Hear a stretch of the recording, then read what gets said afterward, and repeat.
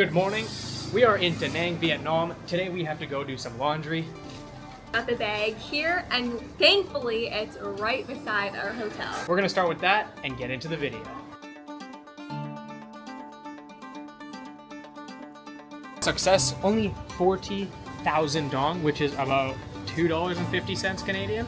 We passed a super cute coffee shop yesterday, so we're heading back there to grab our morning coffees before we do something super fun this afternoon.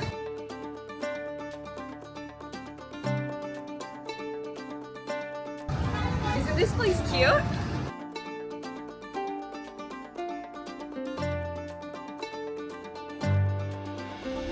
We got the classic salt coffee. I love this thing so much. I'm gonna miss this so much when we go home. Love to always try the topping.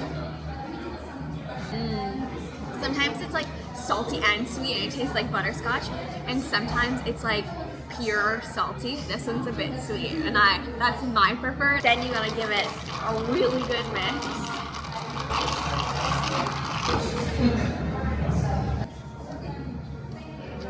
It's just so good every time. I'm gonna have to start making my coffee super salted when I get home. And I tried to get watermelon juice. I love watermelon juice, fresh, squeezed, but they ran out, so I also got a salt coffee.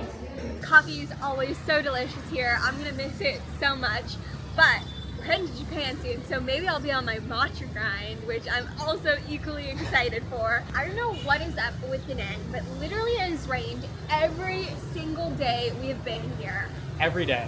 Kind of a bummer. I mean, obviously we're powering through, it's our time here. We're still enjoying Da Nang. I quite like it. I just wish it wasn't raining every day. Like, we were trying to go do this hike and it's our last day to do it, so I want to do the hike, but I also don't want to hike in the rain. I think we're gonna power through it, but come on Vietnam, we need better weather than this. So the hike that we're doing is called the Marble Mountain Hike, and apparently it's actually not that big of a hike. It's maybe like more of a walk-ish type of thing.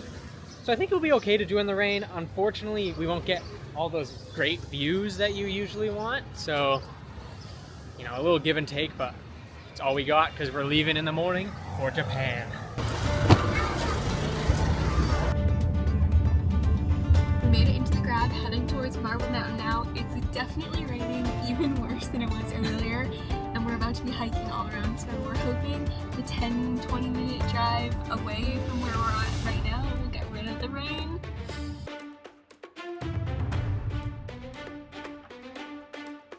We have arrived to the Marble Mountains. The rain is worse. We're wishing we brought our ponchos right now. I don't know why we didn't grab them. On your way here though, we were able to spot the elevator that you can take up. I'm not sure what the difference is between the price of taking the elevator up and hiking up, so we've got to find the ticket booth and figure out which we're gonna do. Look at this cave entrance. This is gonna be such a cool hike.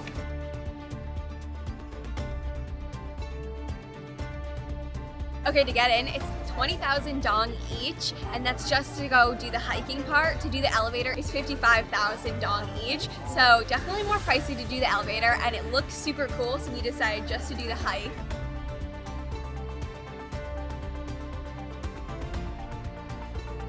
This is epic.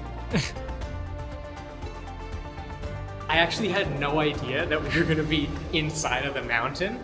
On the way here, there's a lot of like marble statues outside because this is actually a mountain made of marble where they got the marble from to build those statues. They don't do that anymore. And now it's like this ginormous cavern that you can just walk through. Like, I cannot begin to explain how big this is in real life. This is an impressively large cave.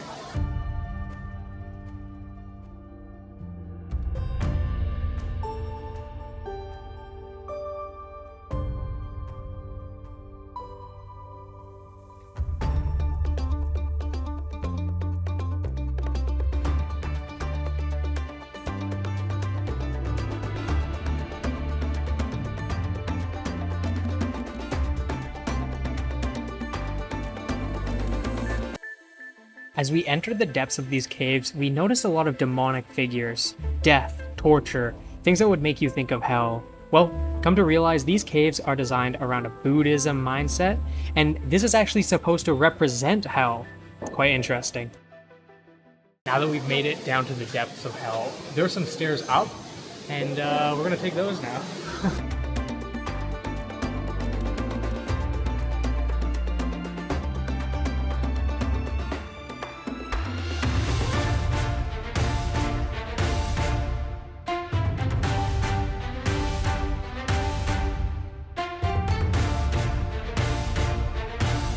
We made it up the top to a pretty cool viewpoint. I mean, you have to keep in mind it's raining here and it's super gray and cloudy, so on a beautiful day, this would be even more stunning. The ocean would be here, you can't see it. There wasn't much up here, so it's time to go back down. If you're afraid of heights, this might not be the place for you.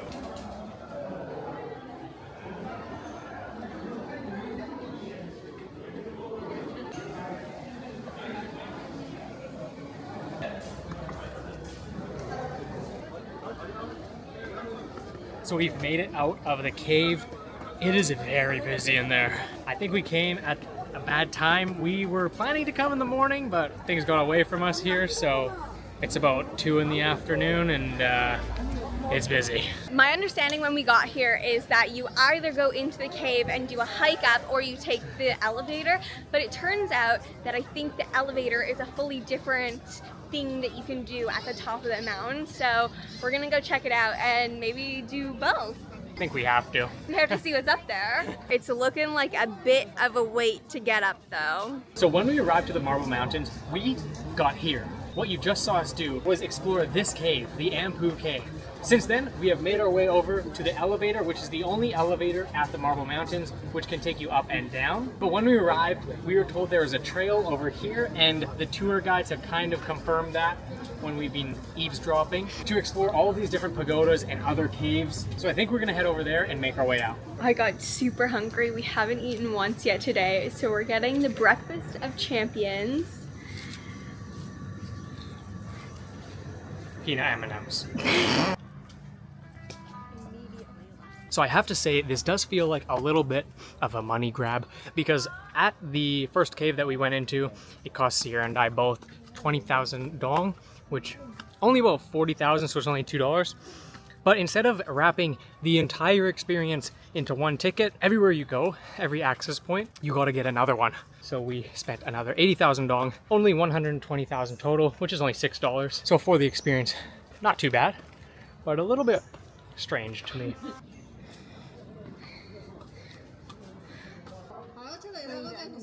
Let me know. Crazy how much emptier it is here. She's not kidding about that. We've seen about a handful of people, 10 people maybe. Before, 200 at least. If you come during peak hours, definitely do the hike instead of elevator. I think it just gets you away from the main crowd. And there's only about 150 stairs, so as long as you like to move a little bit, this will be fine for you. One incredible thing is that I don't feel any rain right now. Don't jinx it, 'cause every time I thought that, it starts again. Just like I said, it's been 10 seconds since Tanner said no rain, and it started again.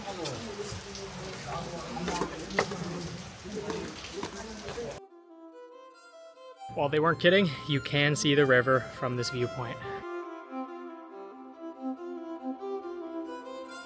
We found a map. We were not sure where we were going, but we are now headed to the Duong Cave, which looks like it has some beautiful waterfalls. I don't think that they're waterfalls. Tanner doesn't know what he's talking about. I'm pretty sure they're like light beams that come in from the sky openings in the cave. We'll see who's right. I think Sierra was right. Yeah, and there's no light beams because it's very overcast today. You can actually see where the light beams would come, but too cloudy for that today.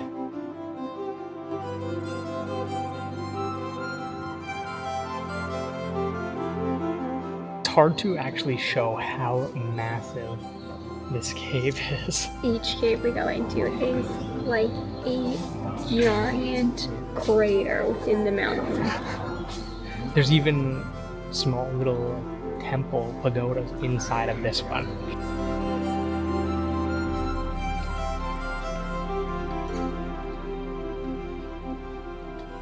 We made made it to the highest point. It was a trek up here, definitely some very steep steps, but it is pretty cool to be up here.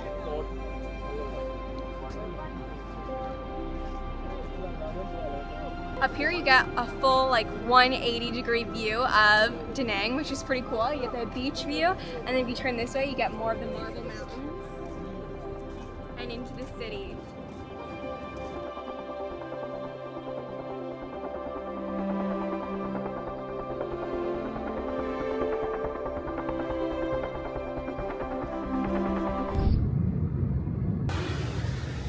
We're back in the city from the Marble Mountains, and we're heading to a place for dinner that I heard has the best Vietnamese pancakes in Da Nang. So I'm excited to give them a try. They're my favorite, so I've had quite a few of them to compare to.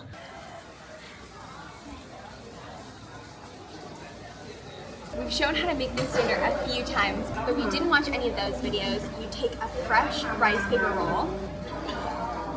Thai pancakes are usually separated into portions for you. They're stuffed with bean sprouts, usually some meat, and then some shrimp as well, and they're super crispy. I love to add some lettuce to mine. There's usually some pickles to add. And then I absolutely love cucumbers, so I usually add a few of those. Then you take your rice paper roll and you roll it as tightly as you can, just to get everything secure. And then you have a nice little roll. Then you take your sauce and dip it in, and then you can take a bite.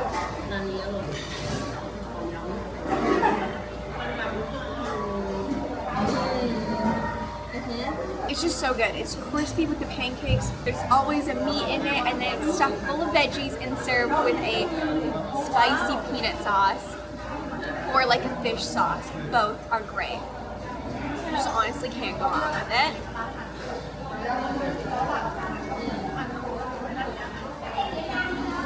So I've made a roll quite similar to Sierra's. I added some beef from a dish that we've got here, nice and tight. Bring a jug of sauce over, give it a dip, and I'm gonna give it a try.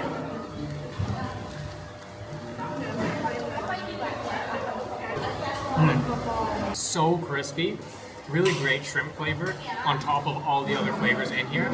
And interestingly, this sauce kind of tastes like a banh mi. I think there might be some pate in there, which is unusual to what other sauces we've had before. Normally it's a fish sauce, or the last place we went in was just a peanut sauce and fish sauce that you mix together. This is so good, so crunchy.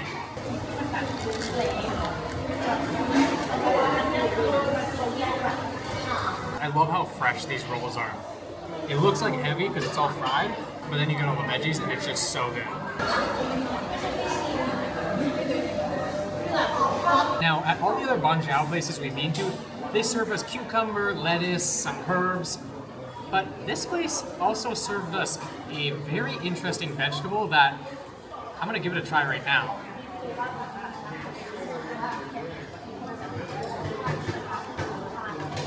It's so unique. It just sucked all of the moisture straight out of my mouth. I've never tried anything like this before, and I honestly have no idea what it is, so comment below if you know the answer to that.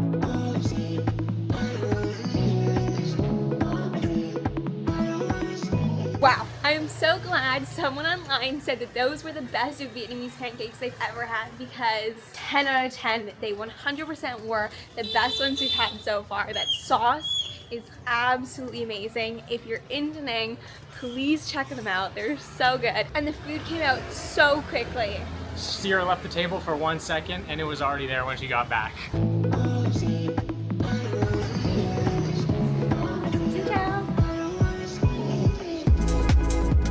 We are back at Vinamilk because they have these extremely affordable chocolate-covered frozen yogurt bars. They're all 30 cents. How could you say no?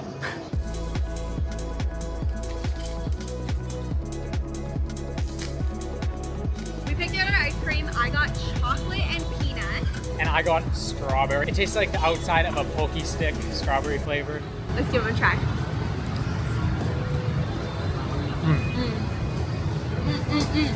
So good. I don't know what they do to the chocolate shell, but it's so thin and crunchy.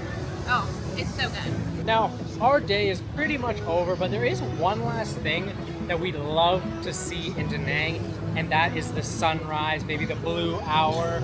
So I'll see you in the morning. Unfortunately, it is still super overcast, so we did not get to see blue hour. See you in the next video.